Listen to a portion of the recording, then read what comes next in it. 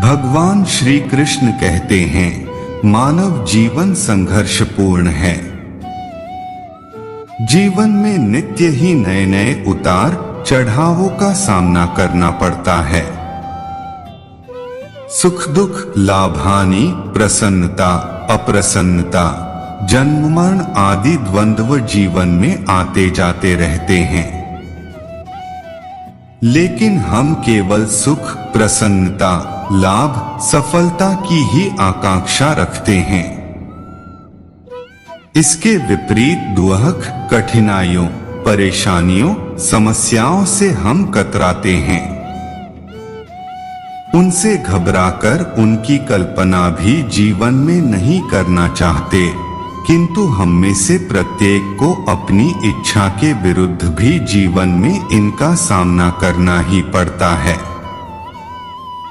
उस स्थिति में हम में से बहुत से रोने लगते हैं। चिंता, शोक, क्लेश, अशांति में घुल मिलकर असमय में ही जीवन नष्ट कर लेते हैं। दूसरे ऐसे भी लोग होते हैं जो इन कठिनाइयों को ही अपने विकास, उत्थान, महानता तथा प्रगति का साधन बना लेते हैं। महर्षि व्यास ने कहा है, क्षुद्रमना लोग ही दुख के वशीभूत होकर तप, तेज की इस शक्ति को नष्ट कर लेते हैं। किंतु पुरुषार्थी, महामना लोग कष्टों को भी अपनी सफलता और विकास का आधार बना लेते हैं। श्री कृष्ण कहते हैं, रोना धोना, शोक करना, चिंता विषाद में खिन्न हो बैठना, हार मान लेना, कठिनाइयों, दुखों का कोई समाधान नहीं है। ऐसी स्थिति में तो कठिनाइयां सुरसा की तरह बढ़कर समस्त जीवन को ही छिन्न भिन्न कर देती हैं। यह भी निश्चित है कि जीवन के साथ दुख और कठिनाइयां सदैव रहे हैं और रहेंगे। इनसे कभी छुटकारा नहीं पाया जा सकता। छांदोग्य उपनिषदकार ने कहा है, नहीं वै सशरीरस्य सतः प्रिया प्रियोर पद्धतिरस्ति, अर्थात निश्चय ही जब तक यह शरीर बना हुआ है तब तक सुख और दुख निवारण नहीं हो सकते। कठिनाइयां जीवन का उसी तरह एक अनिवार्य अंग है, जिस तरह रात्रि का होना, ऋतुओं का बदलते रहना। श्री कृष्ण कहते हैं, आथ आवश्यकता इस बात की है कि कठिनाइयों के रहते हुए भी आगे बढ़ा जाए। इन्हें जीवन को विकसित और महान बनाने का आधार क्यों न बना लिया जाए। हार मान बैठने पर तो ये हमें मटिया मेठी कर देंगी।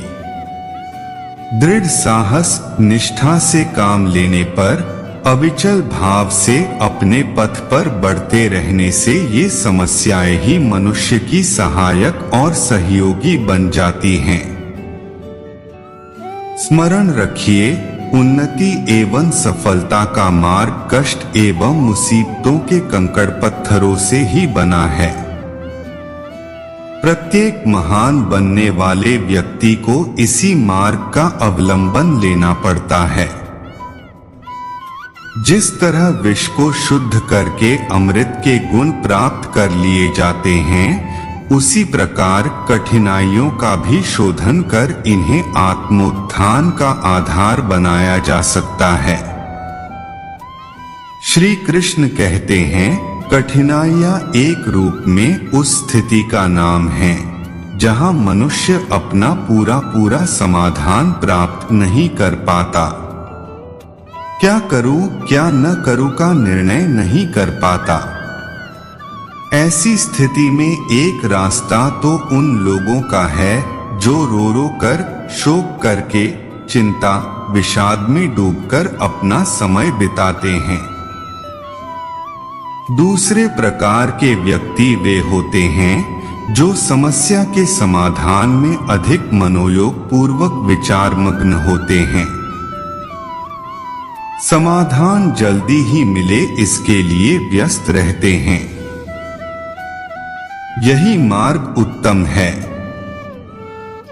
कठिनाइयों में रोने के बजाय उनके समाधान का मार्ग ढूंढना ही रोग का सही इलाज है। रोगी को औषधि न देकर उसके इलाज की व्यवस्था न करके रोग और औषधि के लिए रोते रहने से तो संकट बढ़ेगा ही। इसलिए संकट के समय अपने समस्त बुद्धि विवेक और प्रयत्नों को इनके हल करने में लगा देना चाहिए। इससे 3 लाभ होंगे। पहला, जब समस्त शक्तियां एकाग्र होकर किसी एक क्षेत्र में काम करेंगी तो संतोषजनक समाधान भी मिलेगा। साथ ही शक्तियां अधिक सूक्ष्म और विकसित होंगी। दूसरा, बुद्धि विवेक अनुभव बढ़ेंगे। तीसरा, मनुष्य के व्यस्त रहने से कठिनाइयों के प्रति शोक, चिंता एवं उद्विग्नता में डूबने के लिए कोई समय ही नहीं मिलेगा। स्वामी विवेकानंद ने लिखा है, व्यस्त मनुष्य को आंसू बहाने के लिए कोई समय नहीं रहता।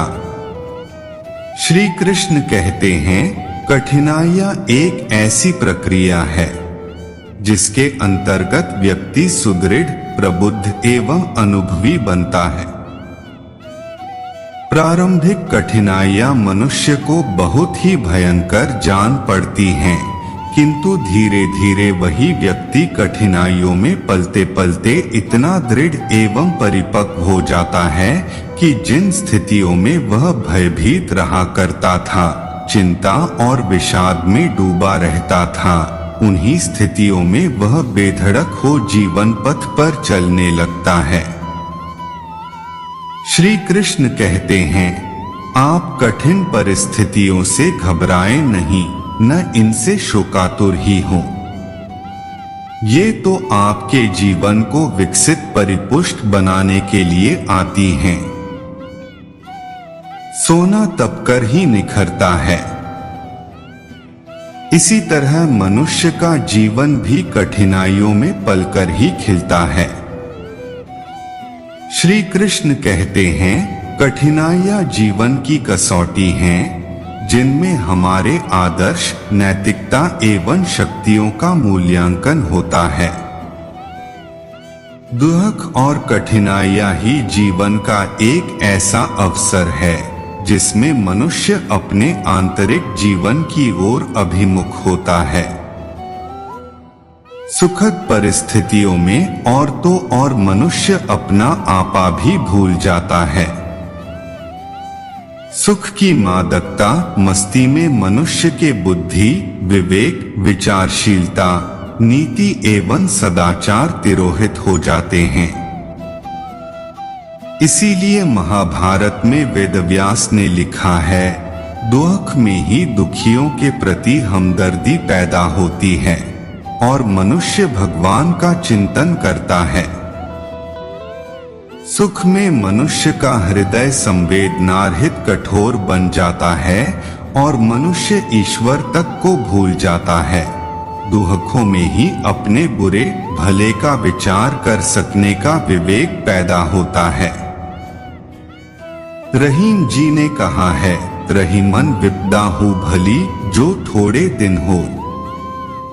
हित अनहित या जगत में जान परत सब कोयंक। जब मनुष्य सुख की नींद में सोया रहता है तो अपने जीवन के शाश्वत लाभ तथा संसार में अपने कर्तव्य को भूला रहता है। किंतु दुख का झटका उसे इस नींद से जगाता है और मनुष्य को क्या करना है, वह किस लिए आया है, संसार में उसका क्या कर्तव्य या धर्म है, इसका पाठ मजबूरन सिखाता है। दुख के झकझोर डालने पर जब हम अपने ध्येय और कर्तव्य में एकाग्र होकर लग जाते हैं, जीवन को सक्रिय बना लेते हैं, तो वही दुख कालांतर में सुखद परिणाम लेकर आता है। आंतरिक बाह्य जीवन में सुख का संचार होता है। दुख सुखों का संदेश लेकर आता है, यह कहा जाए तो कोई अत्युक्ति नहीं होगी।